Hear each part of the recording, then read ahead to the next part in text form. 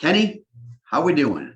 What's up, bud? A plus. All's good over here in the Valley of the Sun. I heard the So thanks housing for market's asking. pretty hot. Yeah, we've started to hear some rumors that it might be a little bit on the seller side as far as the slanted one direction or the other. Yeah, might be a little tough to get an offer accepted. Just a smidge. All right, let's get into this topic. This is a big one for everybody. It's the talk of probably every offer that goes in right now, correct? Oh my gosh, yes. The some of our referral partners actually are relying on us to bring up the topic with regard to the buyers, so that doesn't seem like it's just coming from one side, which is, hey, I just want you to buy a house. Maybe having some context from two people in the industry instead of just one, but it is absolutely a part of every conversation. All right, appraisal gap. Let's get the basics out of the way. What's the easiest way to describe what the appraisal gap is in your mind? Okay, the appraisal gap is you have a purchase price, and then when the formal appraisal report is requested from the lender, that appraisal number comes in below the purchase price, in essence, creating a gap between the appraised value and the purchase price that was agreed upon for the home. All right, so let's use $400,000 as our purchase price. Okay. So I'm gonna have to get a calculator. I'm ready. Yep, totally. The buyer, let's say the buyer's putting 20% down on that home, and the appraiser gets a copy of that purchase agreement. Both parties agree at 400, correct? Or they're assuming they agree at 400. Appraiser goes out and does the property, appraises it, comes in at 360. Okay. Not 400. So we got 10% low, right? We have a gap. That is correct. So buyer was originally doing 20% down on 400. Buyer now has to decide how they want to approach this, correct? They do. Do I want to put 20% down on 360? Do I want to put 10% down on 360? Do I not want to do anything? But before we get to that actual appraised value number, we have the negotiations heating up prior to an actual accepted offer, hence the appraisal gap clause. Just remove the word negotiations. Yeah, but you're right. Like what positive merits do we need to say we're willing to do as a buyer? Fair. Yeah. And why do you say that way? Well, the negotiations are just a thing of the past. So I just heard a group speaking out here in Arizona, and it was like, okay, how long should a home be on the market? And there were three realtors talking, and all three of them said, if it's not pending sale within 2 weeks, there's a problem with the home, meaning it backs up to power lines, major interstate or thoroughfare, or they're just crazy out of the market fishing for a ridiculous number. So when I mean there's no negotiations in today's market, there's a list price, what they're asking for it, and most sellers and agents now are expecting offers to come in above. So it's not like you get the seller to concede in anything. It's more about, what do I need to do to illustrate my positive merits, purchase price, down payment, appraisal gap guarantee, in order to get to the top of the list. Woo, that is a lot for everybody to try to digest right now. In this, we'll get into the particulars of everything you just described there, because I know that it's a lot for everybody. This is a unique moment in time that we believe is going to extend out at least 6 months into mid 2022, where anybody that wants to buy is going to have to go through this process of speaking with a lender who understands their qualifications as a buyer, what they can do and what they're willing to do before they go in and make an offer. Well said. That's not normal. And I would say a year ago, it wasn't even normal. 6 months in now, 8 months in, how long have we been in this spot? I think your time frame of a year is fair, meaning that it started to be more commonplace a year ago. People were fighting it prior to that. So, that's totally fair, because the pandemic started in March of 2020, and then it took a little bit of time. There was a month or two that we had to figure out if we were even going to exist as a society after that. And then people realized that there wasn't a phobia or a fear to buy a home, and that then the demand continued to increase, and we saw a shortage of homes going on the market, quickly followed up by the lack of new construction. So it's been right around a year that this has been a frenzy. Okay, so everybody that's watching on this video, we want you to understand that your skin in the game right now is not only down payment funds or coming up with funds to close the gap. You need to spend time understanding how all this works. It's not, you're not going to the Walmart to buy the 2 or 4 slice toaster right now. You need to work with some professionals who are dealing with these purchase transactions right now in the different markets that we serve, so we can spend 30, 60 minutes, not just once. It might be 3, 5, 10 times that we have to do this to get you comfortable, to get you ready to go, man, I really didn't want to put more than $80,000 down on that property. Where am I going to go live? My rents are exploding. What do I do? Ken, what do I do? And this is where they're coming to us and saying, help, please help me. This is not a fun process right now. Excuse me. That is very well said. And the people that are new to the process, I'll give an example. Somebody connects with a real estate agent and they go see a house, and then they're backpedaling to get, or let's just say they see a home and they haven't done their homework with regard to the finances much prior to making that offer. Their odds of succeeding are almost zero unless you have a substantial large down payment and you've been through this process before. And I say that because you have to understand the numbers, you have to understand the marketplace, and sometimes it takes people 1 or 2 cracks at a property before they really understand that the real estate agent in their counsel or guidance isn't just trying to increase their commission. They're trying to explain ways of which that they can win. And that's hard for somebody new. Why are we having appraisal gaps needed? Why is this a thing right now? What is happening to cause this? Just give me the simplest way to explain to a buyer why he or she may need to pay more than list price. We read some statistics, but I'm going to dumb that down or knock that edges off that. But roughly speaking, there's between 10 and 15 buyers for every 1 property that's for sale. And when that happens, property values go up at a faster pace than what is normal. And when those homes are selling at those paces, the appraisal looks in the rearview mirror at what has been sold, maybe back as far as 6 to 9 months. And the purchase price or the value of the home just can't catch up fast enough. What does that mean? They're looking back.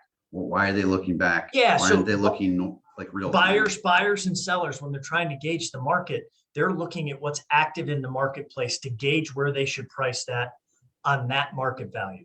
So right now, my home, if it's a 2,000 square foot ranch, whatever city it is, they're going to look at other properties that are available for sale to see how they can be competitive within that space.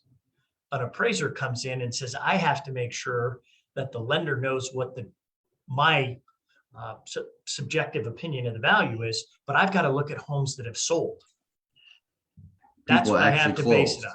Yes. Okay. So buyers, sellers, have- realtors, real time, appraisers, a lag in time. So we have 10 or 15 on each individual home, but let's say we have 10. We'll just use a nice round number, and the list price is 400. Again, the list price does not mean that's what the home is going to appraise for, because it's based on lagging data, upwards of 6 to 9 to 12 months of lagging closed sale data. So if I'm a seller right now and I'm at 400, I'm now ranking my 10 different offers that I have had come into me in the order of 1 through 10. And I'm guessing that upwards of number 1 is somewhere around, I'm going to offer you 435, 440, or 450. Is that fair? Totally makes sense. Can I And add one thing to that? Please You do. touched on something. I've heard a number of real estate agents when they're trying to set the listing price or the asking price of the home. A number of them have said, we're trying to list the property at what we think it would appraise for. Now, again, they're not appraisers, but they're saying, let's list for what we think it would appraise for. And then as that gets bid up, that will help us gauge from these prospective buyers how much of an appraisal gap we need to consider, or an appraisal gap guarantee. Did that come out in English? Well, for me, I speak your language, so Spit it back in a way that makes sense. yeah, go back to just give me. So it's easy to say we agree at 400. Appraisal comes in at 360, but we might not be agreeing at 400. We might be agreeing at 440. And I'm thinking I'm going to put 20% down on a 440. Well, in reality, if it's appraising at 360, now I have 80 grand gap, correct? You do. And my mortgage is working off 360. The down payment's working off 360, not 440. And this is, guys, where the challenge lies, where the lender needs to be showing you, and we can do this. Anybody that needs help going through this exercise, Ken is the expert at it. At the bottom of our spreadsheet where it shows, here's what your payment is, here's the cash you have left after the 80 grand gap has been worked in, or maybe you don't want to go 80, maybe you want to go 60. Here's what you have left to work with. This is crucial right here. That's the sweet spot that all you folks need help with. Yep. The sheet details what your cash surplus position is, meaning how much you'll have left over, in theory, telling you how much of an appraisal gap guarantee you can provide. We also, if somebody were looking to put 20% down, we also show 15 and 10% down, so that if you didn't want to come up with the additional money, you can just deal with private mortgage insurance. And thank goodness, private mortgage insurance is the cheapest. Gosh, in the 25 years we've been doing this, it's never been cheaper than it is now. So that's another strong alternative. But we fight that perception that most people say, I'm not paying PMI.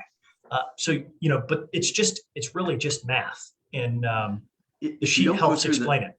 Yeah, if you don't go through the sheet, you're not going to win an offer. You can't.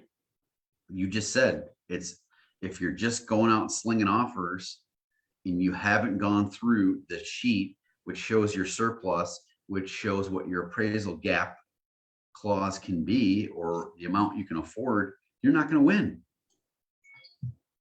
It's a lot to take in. You know, the sheet helps take emotions and keep them to a smaller component of your decision making, and then just let the numbers help you make a factual, comfortable decision. All right, so we don't expect inventory. The inventory challenges are not going to be solved next year. It's No. just not going to happen. The way that new construction has been pushed out to 23 and 24 already, next year's already baked in the cake. There's nothing coming to market that will be built and closed next year. It's not going to happen. Yeah, So few, that means few exceptions, but nothing of any right. significance. Correct. So now we have food fight on all existing inventory that's out there. But in order for there to be existing inventory to be available, those people need to have somewhere to go. So this is your move uppers. We got to help them go through the same exercise so they can move up, growing family, couple generations living in the same household, etc. Yeah, that's a good point. I mean, to the real estate partners out there, any conversations you're having with somebody that is thinking about putting their home on the market in the next few months and making a move after that, it doesn't make sense that you say, no, make sure you get in touch with your mortgage person, but it does if they need to get a home equity line of credit in place or get prepared to be able to access some of that equity in advance. So what that's I heard the bridge you, loan. yeah, what I heard you say is it's hard to win if you shortcut your homework. So if you do your homework and talk to some people, spend a little bit of time, a little bit more than 22 minutes before you want to write your stupid offer. If you don't do that if you don't do that homework, it's going to be impossible to win.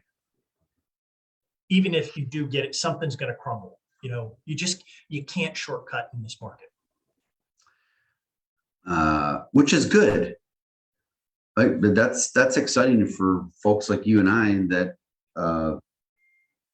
can typically put a couple sentences together anyways, and things to that nature. I don't know if they make sense, but I can string a bunch of them together. Yeah, exactly. All right, so even sellers have to do multiple conversations with lenders before they sell, which is weird. Well, you need to get your equity line in place, which is going to be your bridge loan. Why we're using equity lines for bridge loans? Because values have exploded. The money is in the home. It's there. Yeah. So if we're not consolidating debt and tightening up the budget, well, then we're getting the bridge loan in place to make the next move. And if for some reason you get into a contract situation and you, Mr. Seller, have to be a little more lenient on negotiating after an appraisal maybe doesn't come in the way you want it to, you have the ability to do that or to take that on and keep moving forward. It's all about spending the time up front, months in advance. Yeah. That's good stuff. Appraisal gaps, guys, fire questions at us. We're here. We'd love to answer. Thanks for your support. Yeah, so the only history there is that up prior to a year ago, the appraisal gap guarantee was non-existent because it would be either the buyer would agree to pay more or the seller would say, forget it. Or the seller would eat it. Buyer would say, forget it, I don't want to pay more than the home's worth. And that has changed substantially because, again, we've shifted from negotiating to doing what you can to win. And that's now near the top of the list of the things that get the seller's attention to make them feel warm and fuzzy to proceed down the path to closing. Spend your time on this. Reach out. We will spend our time with you on this. This is what we do all day long, these conversations, going through them. So lucky us, right? Yeah. Are we on next week? We'll see. Stay tuned. If not, we will maybe do a quick 5-10 minute holiday version. There we go. Follow along. All right, guys. Thank you. Thanks, everyone. Bye.